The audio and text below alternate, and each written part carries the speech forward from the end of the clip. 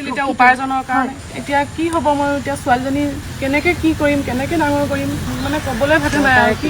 চৰকাৰে যাতে কিবা এটা চাই আৰু অনুৰোধ কৰিছোঁ আৰু মৰিয়নি সমষ্টিৰ লাহিং নৈ শিপৰীয়া গাঁও যিখন ঘৰত আছোঁ এই ঘৰখনৰে সন্তান ৰিপন চুতীয়া তেওঁ তামিলনাডুলৈ কৰ্মসংস্থাপনৰ বাবে গৈ থকা অৱস্থাত মৃত্যুমুখত পৰে তেওঁ আগৰে পৰা তাত কাম কৰি আছিল কিন্তু ঘৰলৈ আহিছিল আৰু উভতি যোৱাৰ সময়তে তেওঁ মৃত্যু হয় ঘৰৰ মানুহৰ লগত যিদৰে তাৰ আগত ফোন যোগে তেখেতৰ কথা হৈছিল তেখেতে যিসমূহ কথা কৈছিল বা মৃতদেহত যি আঘাত পোৱা গৈছে সকলোৱে সন্দেহ প্ৰকাশ কৰিছে যে তেখেতক দুৰ্বৃত্তই হত্যা কৰিছে তেখেতে কৈছিল বেংগলোৰৰ কোনোবা লোকেল মানুহৰ লগত তেখেত গৈ আছে বুলি যিটো ষ্টেচনত নামিব লগা আছিল তাৰ আগৰ ষ্টেচনতে নামি দিছিল আৰু কথা বতৰা সকলোতে ঘৰৰ ৰাইজৰ সন্দেহ ঘনীভূত হৈছে তেখেতৰ পত্নী মোৰ লগত আছে আৰু তেখেতৰ সন্তান 13 বছৰীয়া ছোৱালীজনী তেখেতৰ ঘৰখনত তেওঁলোক এতিয়া নিথৰুৱা হৈ পৰিছে কাৰণ উপাৰ্জনক্ষম পিতৃজন উপাৰ্জনক্ষম জীৱন সংগীজন এইদৰে মৃত্যুমুখত পৰাৰ পাছত তেওঁলোকে কি কৰিব কি নাই তাৰ কোনো ৱাদি পোৱা নাই আমি চৰকাৰক দাবী কৰিব বিচাৰিছোঁ যে মহিলাগৰাকীৰ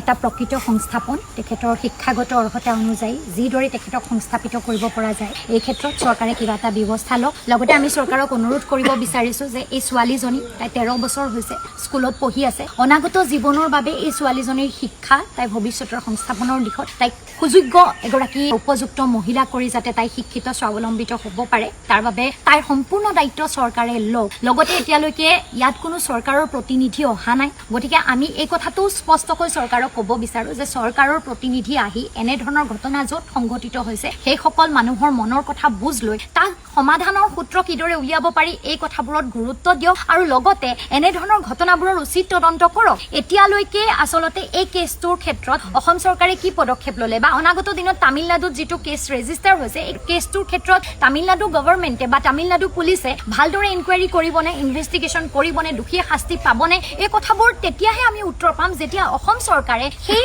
গভৰ্ণমেণ্টখনৰ লগত আলোচনা কৰিব অসম পুলিচে তামিলনাডু পুলিচক প্ৰেছাৰ দিব আৰু তেওঁলোকৰ ফালৰ পৰা সকলো ধৰণৰ নিখুঁত তদন্ত যাতে হয় তাৰ দায়িত্বটো অসম চৰকাৰে নিজেই গ্ৰহণ কৰিব আৰু সকলো ইনফৰমেশ্যন তেওঁলোকে ল'ব গতিকে অসম পুলিচলৈও এই কথাটোত অনুৰোধ কৰিছোঁ এনে ঘটনাবোৰ যদি আপোনালোকে চকু কাণ মুদি হৈ থাকিবলৈ দিয়ে এনে ঘটনাবোৰৰ প্ৰপাৰ ইনভেষ্টিগেশ্যন নহয় দোষীয়ে যদি প্ৰকৃততে শাস্তি নাপায় তেতিয়াহ'লে অসমৰ ল'ৰা ছোৱালীবোৰ বাৰে বাৰে বহিৰাজ্যত গৈ কামৰ সন্ধানত শিক্ষাৰ সন্ধানত গৈ মৃত্যুমুখত পৰিয়েই থাকিব আৰু এনেদৰে পৰিয়ালবোৰ নিথৰুৱা হৈয়ে থাকিব গতিকে অসম পুলিচেও এই ঘটনাটো নিজৰ দায়িত্বত লওক আৰু ঘটনাটো প্ৰপাৰ ইনভেষ্টিগেশ্যন কৰক আৰু যিকেইজন দোষীক শাস্তি দিয়ক আৰু অনাগত দিনত এনেধৰণৰ ঘটনাবোৰ যাতে পুনৰাই সংঘটিত নহয় কোনো পৰিয়াল নিথৰুৱা নহয় তাৰ বাবে চৰকাৰে উচিত পদক্ষেপ লওক উচিত পৰিকল্পনা কৰক আৰু প্ৰপাৰ ইমপ্লিমেণ্টেশ্যন এনেধৰণৰ কামবোৰ কৰক এটা অন্য অনুৰোধো কৰিব বিচাৰোঁ এইদৰে যিহেতু আমাৰ ছাত্ৰ ছাত্ৰী আমাৰ ল'ৰা ছোৱালীবোৰ বাহিৰত থাকিবলৈ যাবলৈ পঢ়িবলৈ কাম কৰিবলৈ যাবলৈ বৰ্তমান প্ৰেক্ষাপটত বাধ্য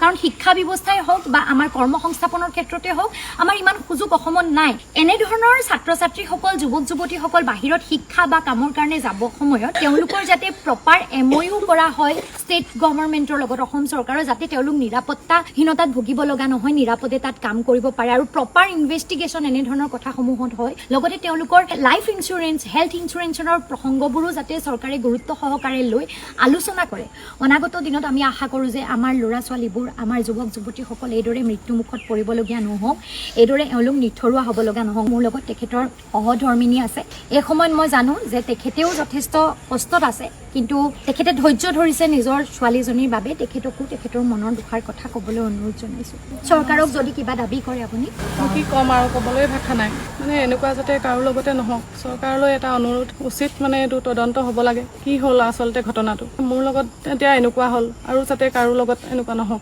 সেইটোৱে বিচাৰিছোঁ সেইদিনাখন গৈছিলে চব ইমান ধুনীয়াকৈ ঘৰৰ পৰা ওলাই গৈছে কোনেও ভবা নাছিল যে এনেকুৱা এটা হৈ যাব এইবোৰ আচলতে কি হৈছে মানে ট্ৰেইনতে হৈ গ'ল নে মানে ভালকৈ কথা পাতি আছিলে আগবেলাটো পাছবেলালৈ মানে কি হৈ গ'ল তেওঁ কিবা ভং বকা দি যিকোনো ক'বলৈ ল'লে তাৰপিছত আৰু ফোনটো 3টামান বজাত আৰু ফোনটো কৰিলে আৰু তাৰপিছত আৰু নাই আৰু ফোন চোন ৰিচিভ নকৰা হ'ল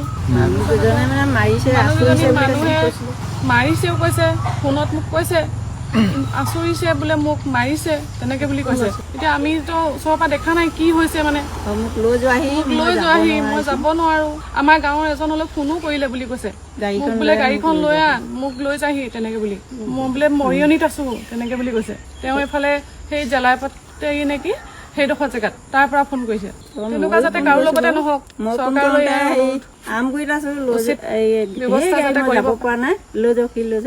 সোনকালে তেনে গুচি আহ দিনতে সেইটো বুলি কৈছো আৰু আমি চৰকাৰক কৰজোৰে অনুৰোধ কৰিছোঁ এই মহিলাগৰাকী পৰিয়ালটোলৈ এবাৰ চাওক তেখেতক যাতে আৰু তেখেতৰ দৰে অসমত যিসকল মহিলা বা যিসকল পৰিয়াল এনেধৰণৰ ঘটনাৰ ভুক্তভোগী হৈছে তেখেতসকলৰ এটা কৰ্মসংস্থাপনৰ ব্যৱস্থা যাতে চৰকাৰে কৰে এওঁৱে আছিল এতিয়া উপাৰ্জনৰ কাৰণে এতিয়া কি হ'ব মই এতিয়া ছোৱালীজনী কেনেকে কি কৰিম কেনেকে ডাঙৰ কৰিম মানে ক'বলৈ ভাতে নাই আৰু কি চৰকাৰে যাতে কিবা এটা চাই আৰু অনুৰোধ কৰিছোঁ আৰু আমি চৰকাৰৰ ওচৰত অনুৰোধ কৰিলোঁ আশা কৰিছোঁ এনেধৰণৰ কথাবোৰত আমি উত্তৰ লাভ কৰিম